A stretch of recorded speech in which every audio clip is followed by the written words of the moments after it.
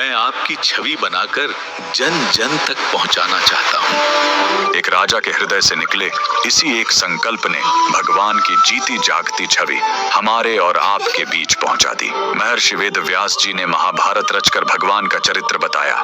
गोस्वामी तुलसीदास जी ने रामचरितमानस लिखकर उन्हें हमारी चौपाइयों में बसाया। लेकिन युगों युगों तक एक साधारण इंसान की आंखें यही देखने को तरसती रहीं कि आखिर मेरे प्रभु, मेरी आराध्य देवी साक्षात दिखती कैसी हैं। यह अद्भुत कहानी दक्षिण भारत के उस महान तपस्वी राजा रवि वर्मा की है, जिन्होंने सदियों की इस प्यास को बुझा दिया। उनके मन में हमेशा एक ही तरफ और जिज्ञासा रहती थी कि क्या भगवान को अपनी आंखों से देखा जा सकता है। अपनी इसी पीड़ा को लेकर राजा रवि वर्मा हर रोज एक शांत नदी के किनारे चले जाते।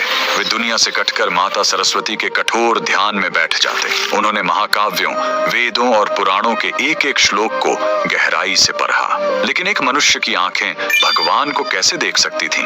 दिन रात की पुकार और उनकी असीम भक्ति से आखिर एक दिन ब्रह्मांड की ऊर्जा जाग उठी। उनकी तपस्या से प्रसन्न होकर साक्षात माता सरस्वती ने उनके भीतर एक दिव्य चेतना जागृत कर दी और फिर उस नदी किनारे एक ऐसा चमत्कार हुआ जो इतिहास बन गया।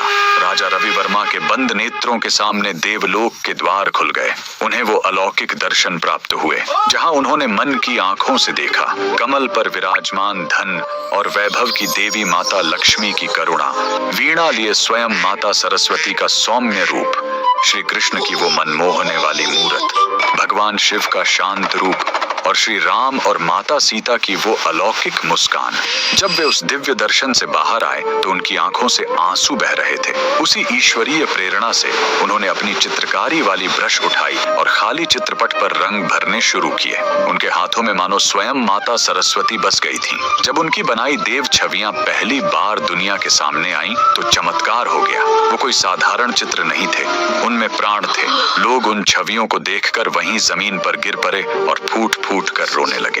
हर किसी को लगा कि साक्षात भगवान धरती पर उतर आए हैं। उस महान तपस्वी की इस कला ने एक ऐसा सुखद अंत लिखा कि भगवान केवल विशाल मंदिरों के गर्भगृह की कैद से निकलकर हर गरीब की झोपड़ी, हर किसान के कच्चे घर और हमारे आपके आंगन तक पहुंच गए। आज अगर हम अपने घर के मंदिर में भगवान के उस रूप को देखकर हाथ जोड़ पाते हैं तो वो सिर्फ राजा रवि वर्मा की असीम साधना और माता सरस्वती के उसी वरदान का फल है। अगर आप भी मानते हैं कि उस परम भक्त की चित्रकारिता में साक्षात ईश्वर का वास था तो कमेंट्स में पूरी श्रद्धा के साथ जय माता सरस्वती जरूर लिखें।